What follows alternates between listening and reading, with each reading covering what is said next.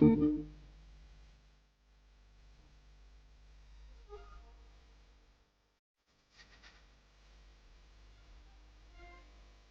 town is full of buildings, some tall, some short, some wide, and some narrow.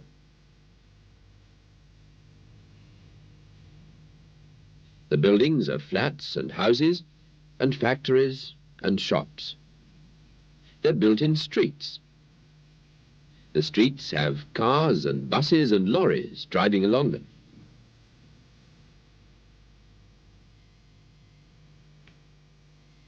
A river runs through the middle of the town. The river has large boats and small boats on it. There's a bridge across the river so that the cars and buses and lorries can get to the buildings on the other side.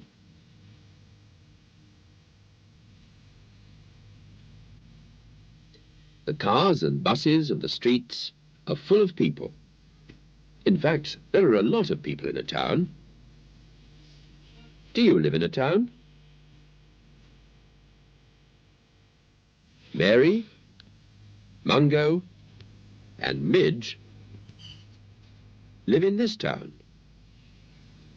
They live with Mary's mother and father in this tall block of flats. They live right at the top.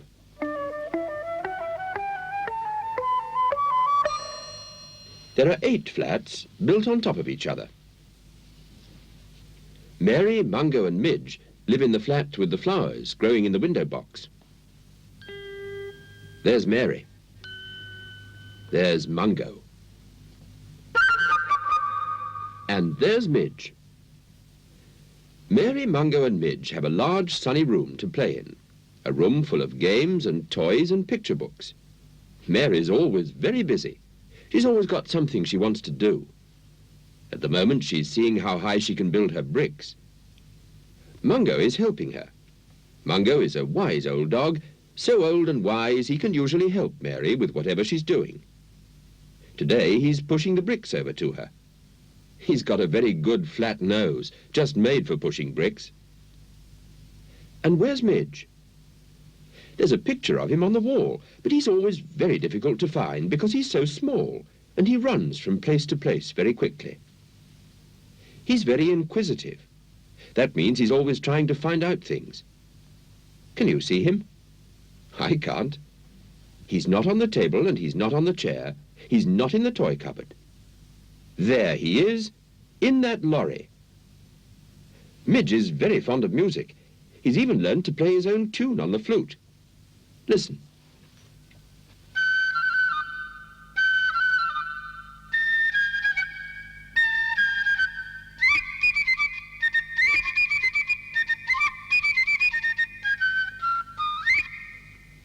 And now he's gone again. Mary's still building. Please, can I have some more bricks, Mungo? I've pushed so many my nose is sore. You want a crane, not a dog, to help you. What's a crane? A crane is for picking up very heavy things from one place and putting them down in another. All big building sites use cranes. They're building a new block of flats over there. I've just been watching. Then there must be a crane there. So Mary and Mungo went over to the window, and the first thing they saw was a crane. I knew it, I knew it, I knew there would be a crane. Where a big building is being built, there's always a crane. Look, there's something moving along the top. Something moving along the boom, you mean? Cranes have booms. And now there's something going down. Oh, I wish I could get closer. All right, Midge. I'll take you down to the building site. I'll stay here and watch. Mind you behave yourself, Midge. Mungo and Midge like going down in the lift. They have a special way of doing it.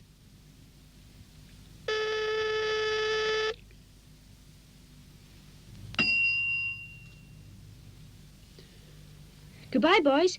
Be good.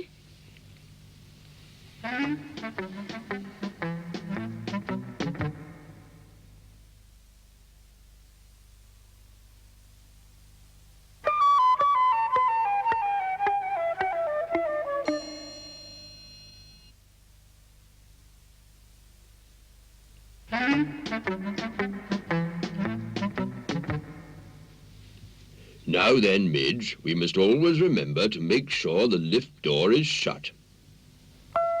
And then Mungo had a surprise. Midge wasn't there anymore. He was in such a hurry, he wasn't going to wait for Mungo. He ran straight out to the building site.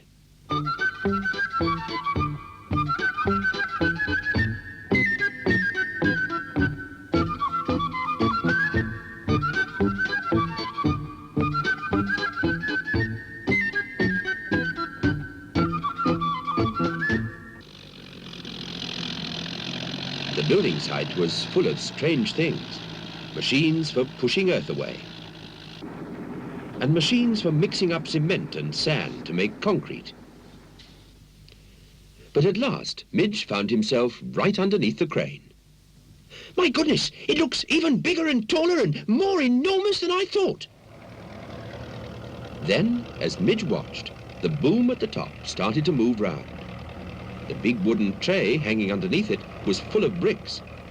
The tray moved up and along and down onto the building so that the builders could build it even higher.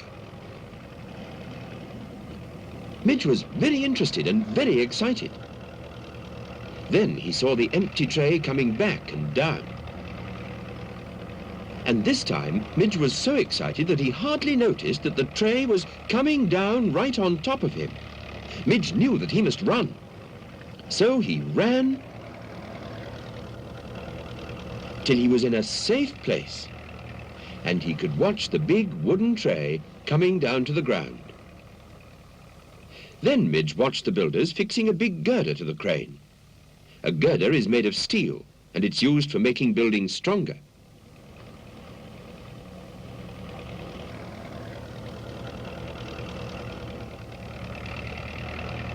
And he watched another empty tray coming down. At last, a hooter hooted, and the crane stopped. The crane driver climbed out of the cabin of the crane. Midge climbed onto the top of a bucket and watched the crane driver and the other builders having a cup of tea. I thought the hooter would never go. It really has been a long morning. I could do with this cup of tea. It's thirsty work, driving a crane. Yes, and it's thirsty work tying up the loads, ready for the crane to lift them. Midge could think as fast as he could run, which was quite fast. He thought to himself, while they're having their tea, I'll pop up and have a look at the crane driver's cabin. After all, if he drives the crane from there, it must be very interesting. So Midge ran along as fast as he could and set off up the crane.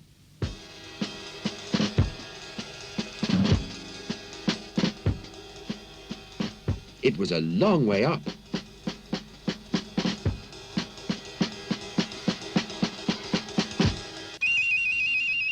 And it looked a very long way down. But he got there in the end. In fact, if you look carefully, you can just see him running up into the driver's cabin. And inside the cabin were switches and levers and buttons and levers and switches.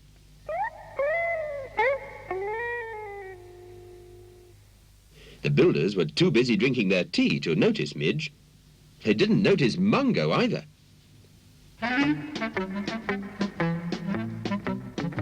All this time, Mungo had been looking for Midge.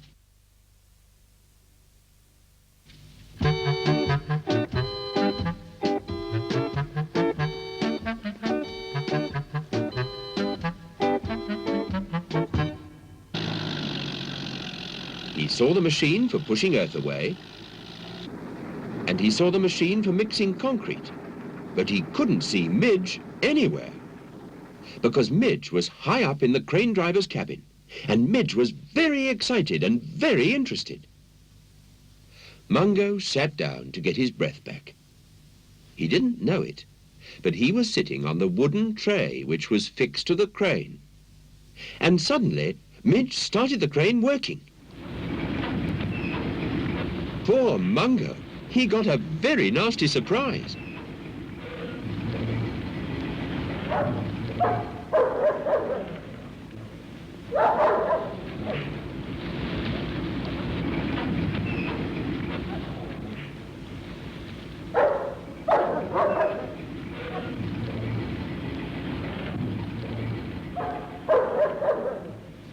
Then Midge looked out of the window of the cabin. He saw Mungo on the tray in the air and thought, "Oh, help! I must get Mungo down to the ground before the builders think he's something to be built into the building."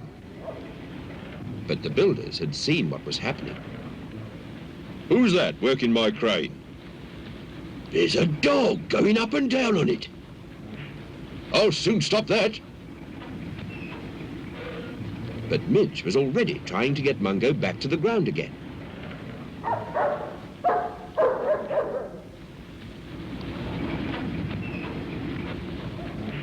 "That's not right, Midge. Try pushing it." "Yes, that's better." At last, Midge pushed the right lever the right way, and the crane took Mungo safely down to the ground again. By this time, the crane driver was nearly back in his cabin. He didn't see Midge coming down.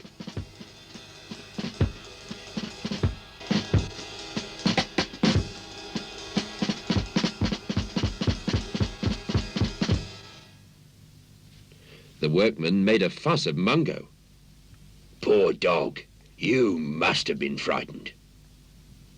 But Mungo wasn't frightened any more. He was very cross because he saw Midge running away from the crane and he thought, "It's that mouse's fault. I'll chase him home."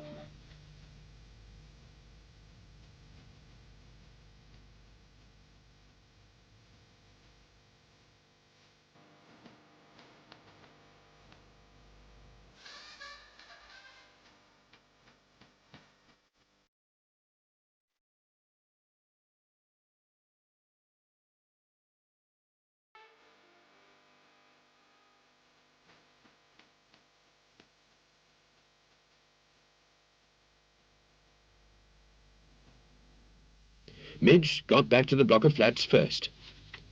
Mungo was close behind him. Midge ran up the stairs.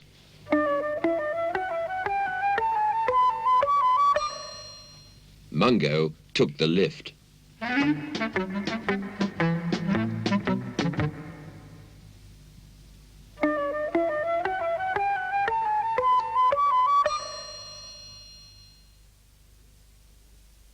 They met on the landing. Why are you both so out of breath?